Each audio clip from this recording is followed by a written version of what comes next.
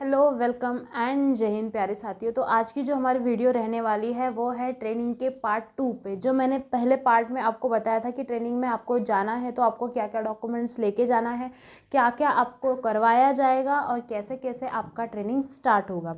ठीक है, इतने तक मैंने पहले पार्ट में बता दिया था। तो अगला पार्ट हमारा ये है कि ट्रेनिंग में मैंने बताया था कि आपको बताना है कि आपकी सिर्फ रनिंग ली जाएगी फिजिकल में, पर आपको और ऐसे इवेंट है जो क्वालिफाई करने पड़ेंगे और अगर आप वो इवेंट क्वालिफाई नहीं करोगे तो आपको घर भेज दिया जा सकता है या फिर आपको बटालियन वापस भेज दिया जा सकता है और अगली बैच में आपको ट्रेनिंग करना पड़ सकता है। ठीक है, तो उसी बारे में हम आज डिस्कस करने वाले हैं कि क्या क्या होता है टेस्ट में। ठीक है, तो ट्रेनिंग में जो है जब आप जाओगे तो आपके 1 या 1.5 महीने बाद ही आपका एक टेस्ट लिया जाएगा जो कि वीकली टेस्ट होता है और उसमें एक बीपीटी होता है, एक पीपीटी होता है। ठीक है, तो वो इवेंट जो है वो आपको करने होते हैं, उसके बारे में मैं डिस्क्रिप्शन में आपको बता देती हूँ। ठीक है, तो देखिए ये 2 इवेंट ऐसे हैं और फायर और मेडिकल, ये 4 इवेंट ऐसे हैं जो आपको पूरी सर्विस में साल में एक बार करना ही पड़ता है और उसको क्वालिफाई करना पड़ता है, उसको पास होना पड़ता है उसमें। ठीक है, तो ऐसा इवेंट ये है, ये 4 इवेंट बहुत ज़्यादा इंपॉर्टेंट है क्योंकि आपके ट्रेनिंग कंप्लीट होने के बाद अगर आप साल में एक बार ये क्वालिफाई नहीं करते हो तो आपका इंक्रीमेंट जो है वो रोक दिया जाता है और कहीं कहीं अगर कमांडेंट स्ट्रिक्ट हो तो वो आपको छुट्टी भी नहीं देते हैं। ठीक है, तो इसीलिए आपको ये जो इवेंट है ये क्वालिफाई करना बहुत ही ज़्यादा इंपॉर्टेंट होता है और इसलिए ट्रेनिंग में इन इवेंट के ऊपर ही बहुत ज़्यादा ध्यान दिया जाता है।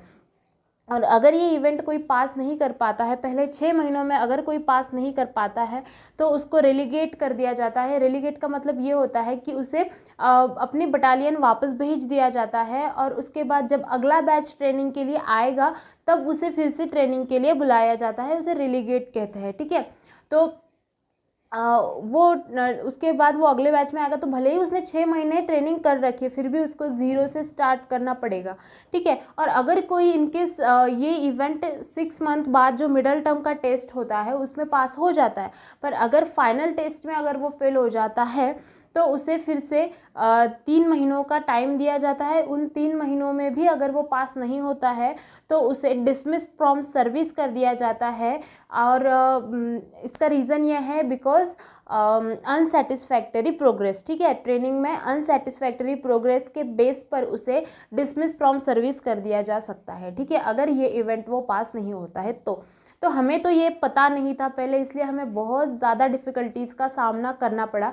पर मुझे ऐसे लगता है कि मेरे जो बच्चे हैं उन्हें इन डिफ़िकल्टीज़ का सामना ना करना पड़े और ये अभी से वो इसके लिए प्रिपरेशन शुरू कर दे, इसलिए आज का वीडियो में लाई हूँ। ठीक है, तो देखिए पहले तो मैं आपको थोड़ा सा इजी जो इवेंट होता है उसके बारे में बताती हूँ और वो है आपका पीपीटी। ठीक है, तो उसमें क्या होता है आपको पहले तो होता है 1600 मीटर लड़कियों को दौड़ना होता है और उनको टाइम बहुत ज़्यादा होता है। ठीक है, टाइम बहुत ज़्यादा होता है, उसमें गुड, एक्सीलेंट, गुड और पुअर ऐसा होता है। ठीक है, तो आप अगर 8 मिनट के अंदर आते हो तो आप एक्सीलेंट में आओगे, अगर आप 9.5 मिनट के अंदर आते हो तो आपको गुड माना जाएगा और आप अगर 11 मिनट के अंदर आते हो तो आपको सेट यानी सेटिस्फैक्टरी प्रोग्रेस ऐसा माना जाएगा और पास हो जाओगे। और अगर 1600 मीटर में अगर आप ये होते हो, फेल होते हो या फिर 11 मिनट से ज़्यादा टाइम लेते हो तो आपको क्या होगा, फेल कर दिया जाएगा। और ऐसा होता है कि यहाँ पे एक इवेंट में अगर आप फेल हो गए तो आप पूरे इवेंट में फेल हो। ठीक है, अगर आपने 4 इवेंट क्वालिफाई कर लिए और 5वें में आप फेल हो तो आप फेल हो, ऐसा होता है। यहाँ पे सप्लीमेंट का कोई भी ऑप्शन नहीं होता है। ये तो हो गया 1600 मीटर किसके लिए, लड़कियों के लिए होता है और 2400 मीटर 2 किलोमीटर एंड 400 मीटर जो होता है वो लड़कों के लिए होता है। उनका टाइमिंग भी मैं आप उनको बता दूंगी। ठीक है, उसके बाद सेकेंड इवेंट होता है उनको डिच होता है, डिच नहीं होता है, फ्रॉग जंप बोलते हैं उसको। ठीक है, जब मेंढक जो जंप मारता है ना वैसी वाली फ्रॉग जंप होती है, तो आपको फ्रॉग जंप मारनी पड़ती है। वो भी मतलब क्वालिफाई आपको करना ही पड़ता है।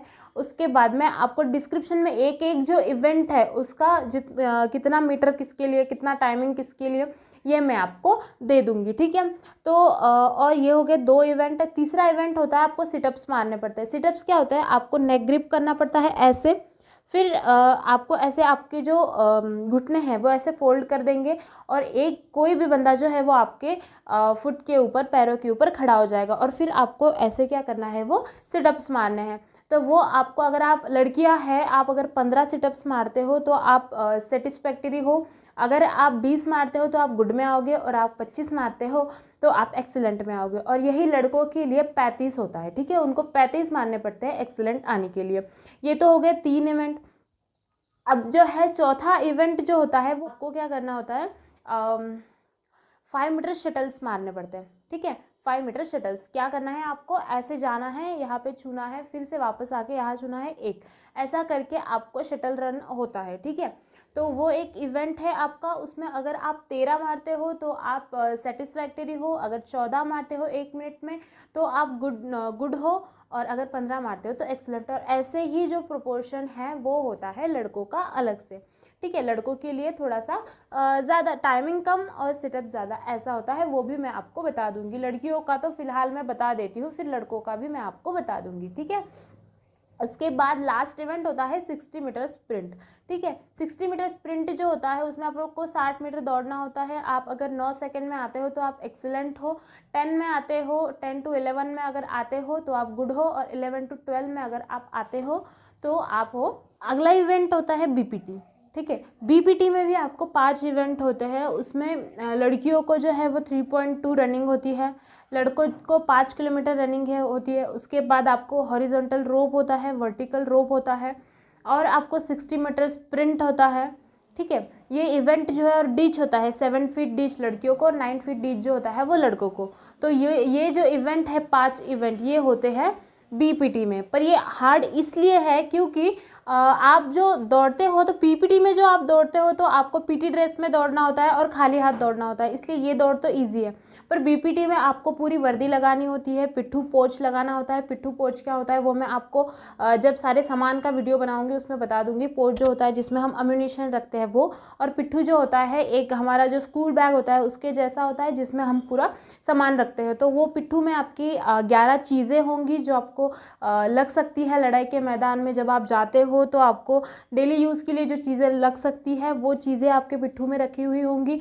1 लीटर पानी की बोतल आपकी कमर को बांधी हुई होंगी। आपने डीएमएस शूज़ जो है वो पहने होंगे, और आपके कंधे पे जो है वो इंसास राइफल होगा, ठीक है। 4.5 किलो का जो राइफल होता है वो आपके कंधे पे होगा। और ऐसे में और कैप होगी आपकी, जो जंगल हैट होती है गोल वाली वो आपने पहनी होगी। और ये पूरा साजो सामान के साथ आपको जो है 3.2 किलोमीटर दौड़ना होता है लड़कियों को, और 5 किलोमीटर दौड़ना होता है लड़कों को। और उसके लिए भी लिमिटेड टाइम दिया जाता है, उतने टाइम में ही जो है आपको दौड़ना होता है, ठीक है।